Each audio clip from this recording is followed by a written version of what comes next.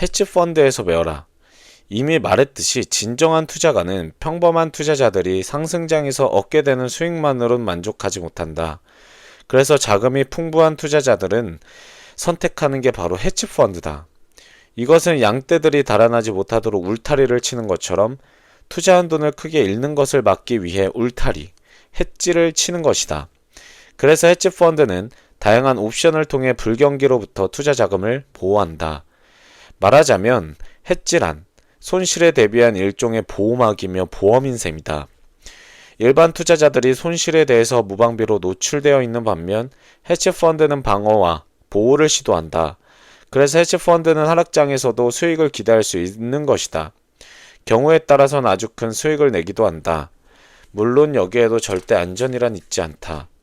해치펀드가 현재의 마지막 결론이라고 오래전부터 공인되어 왔음에도 말이다.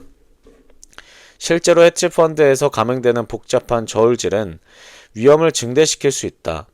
이들이 거는 옵션들은 일반 투자자들이 보기에 매우 위험해 보이고 그것은 사실이기도 하다.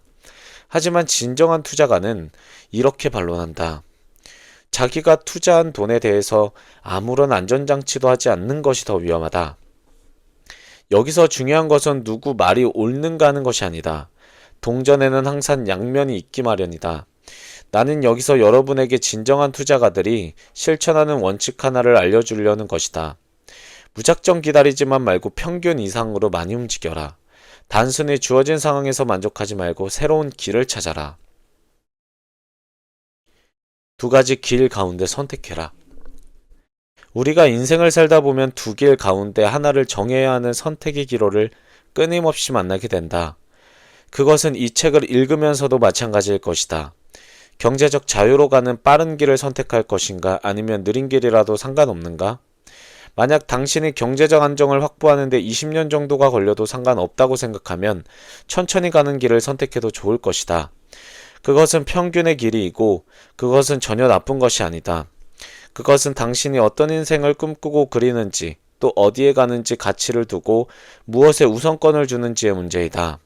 그것은 당신의 결정이고 무엇보다 당신은 그 결정으로 편안함을 느낄 수 있어야 한다. 반면 당신이 빠른 길을 선택하면 당신은 최소한 평균보다는 나아야 한다.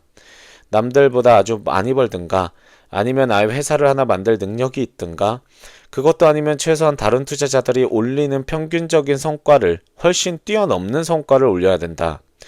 이 세 가지 모두 많은 시간을 투자해서 배우고 또 배워야 가능한 것들이다.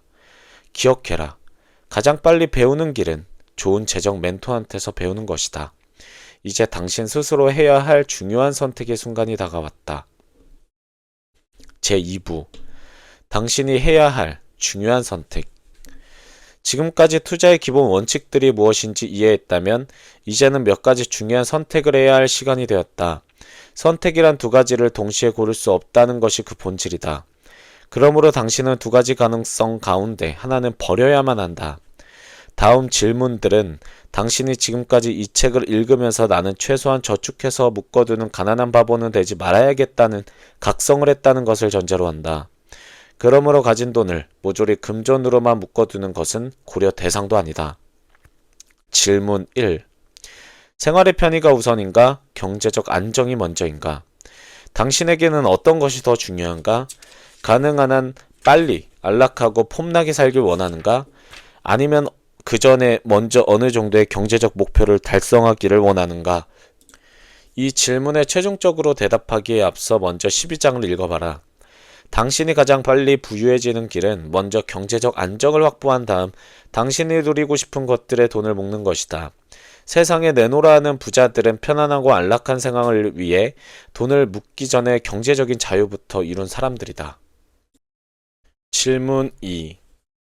투자하기 원하는가 아니면 투기로 만족하는가?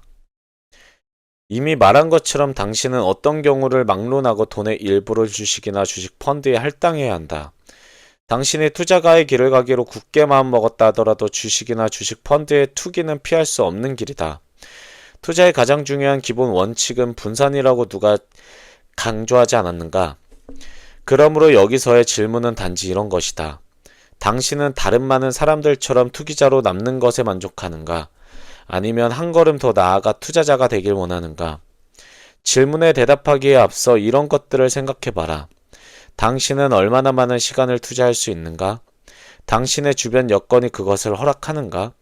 당신은 평균적인 수익만으로 만족하는가? 아니면 당신의 투자에서 처음부터 고정적인 수입을 얻길 바라는가? 투자자가 되는 것이 어째서 경제적 자유로 가는 빠른 길인지 하나만 더 예를 들어보겠다. 만약 당신이 수익형 부동산을 매입하려 한다면 은행에서 대출을 받아낼 수 있는 길이 얼마든지 열려 있다. 반면 당신이 주식을 매입하려는데 그 자금을 대출해 줄 정신 나간 은행은 세상에 아무에도 없다. 그렇다면 어느 게 더 빠르겠는가? 주식에 투기하기 위해 자기 생돈 5억 원을 모으는 것과 일단 자기 돈은 1억 원만 조달하고 4억 원을 대출받아서 5억 원짜리 부동산을 사는 것 중 말이다. 하지만 잊지 말자. 그러기 위해서는 전문적인 지식과 많은 경험이 있어야 한다. 당신이 진정 투자가의 길을 가고 싶다면 무조건 많이 읽고 많이 보고 듣고 이미 성공한 사람한테서만이 배워야 한다. 질문 3. 혼자서 할 것인가 아니면 전문가의 도움을 받을 것인가? 지금까지 인류는 각각 자신이 가장 잘할 수 있는 일에 집중해서 매달림으로써 삶의 질을 크게 향상시킬 수 있었다. 자신이 잘 모르는 것은 그 분야에 능통한 사람에게 위임하는 것이 현명한 방법이다. 그래서 나는 항상 전문가들을 전적으로 신뢰해왔고 그것은 정말 옳은 결정이었다. 그러므로 당신 스스로 투자자로서 투자할 곳을 선택하고 관리할 것인지 아니면 능력 있는 전문가의 도움을 받을 것인지 결정해라.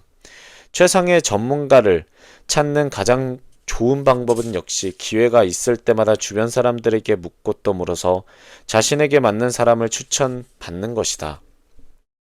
질문 4. 금전과 현물의 어떤 비율로 돈을 배분할 것인가? 앞서 말했듯이 이 문제는 전적으로 당신의 목표가 무엇인지에 달려있다. 이에 대한 것은 다음 장에서 좀 더 자세히 다루겠다.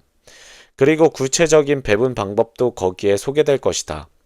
그 다음으로 여기서 결정적인 것은 당신이 위험에 대해서 얼마나 예민한 사람인가 하는 점이다. 이것은 정말 판단하기 어려운 문제로 같은 사람이라도 경제 여건이나 증시 상황에 따라 위험을 느끼는 감도가 달라지기 때문이다. 또한 돈을 배분하는 것은 현재 당신이 얼마의 돈을 갖고 있는지에 따라서도 달라지며 마지막으로 당신의 나이도 충분히 고려해야 한다. 나이에 따른 배분, 비율을 산출하는 다음 공식은 하나의 좋은 가이드라인이 될 것이다. 100 마이너스 나이는 주식이나 주식 펀드에 할당해도 좋은 최대한의 비율. 질문 5. 어떤 투자 상품을 선택할 것인가? 적당한 투자 상품을 찾는 데는 여러 가지 가능성이 있다. 전문가의 조언을 구하거나 관련 전문 잡지나 신문을 탐독하는 것 또한 방법이다. 만약 여러분이나 나나 우리 전문가팀이 분석, 평가한 최신 자료를 얻고 싶다면 인터넷 사이트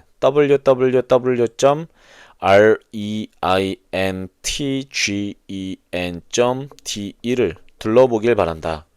여기에 보면 주로 독일 상황에 국한된 것이기도 해도 우리가 신중하게 평가하고 선정한 다양한 투자 상품이 소개되어 있다.